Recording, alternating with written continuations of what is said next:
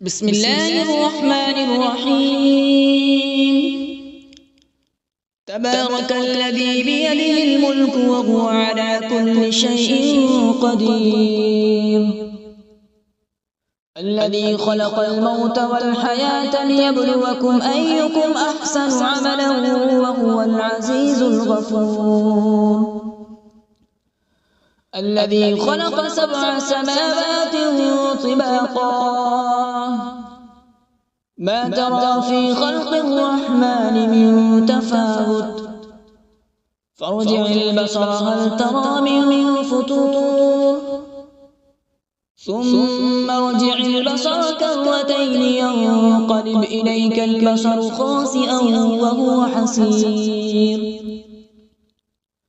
ولقد زينا السماء الدنيا بمصابيح وجعلناها رجوما للشياطين وأعتدنا لهم عذاب السعير، وللذين كفروا بربهم عذاب جهنم وبئس المصير، إذا ألقوا فيها سمعوا لها شهيقا وهي تفور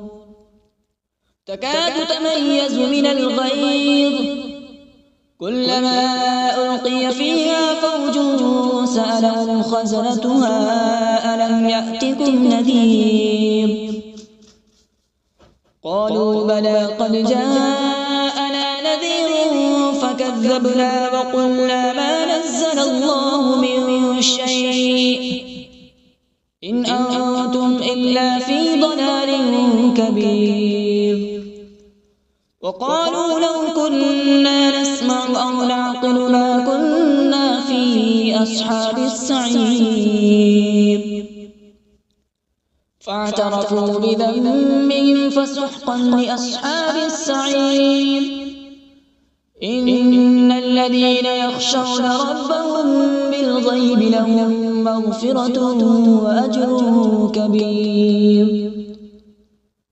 وأسروا قولكم أو اجهروا به إنه عليم بذات الصدور، ألا يعلم من خلق وهو اللطيف الخبير، هو الذي جعل لكم الأرض ذلولا فامشوا في مناكبها وكلوا من رزقه وإليه النشور، أأمنتم من في السماء أن يخسف بكم الأرض فإذا هي تمور أم أمنتم من في السماء أن يرسل عليكم حاصبا فستعلمون كيف نذير، ولقد كذب الذين من قبلهم فكيف كان نكير، أولم يروا إلى الطير فوقهم صافات ويقبض ما يمسكون إلا الرحمن إنه بكل شيء بصير، أمن هذا الذي هو جند لكم ينصركم من دون الرحمن إن الكافرون إلا في غرور، أمن هذا الذي يرزقكم إن أمسك رزقه بل لجوا في عتو ونفور، أفمن يمشي مكبا على وجهه أهدى أمن يمشي سويا على صراط مستقيم، قل هو الذي أنشأكم وجعل لكم السمع والأبصار والأفئدة قليلا ما تشكرون، قل هو الذي ذرأكم في الأرض وإليه تحشرون، ويقولون متى هذا الوعد إن كنتم صادقين، قل إنما العلم عند الله وإنما أنا نذير مبين، فلما رأوا زلفة سيئت وجوه الذين كفروا وقيل هذا الذي كنتم به تدعون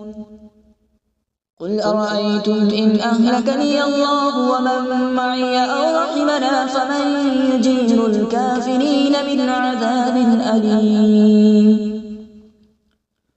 قل هو الرحمن آمنا به وعليه توكلنا فستعلمون من هو في ضلال مبين قل أرأيتم إن أصبح ماؤكم غورا فمن يأتيكم بماء معين صدق الله العظيم.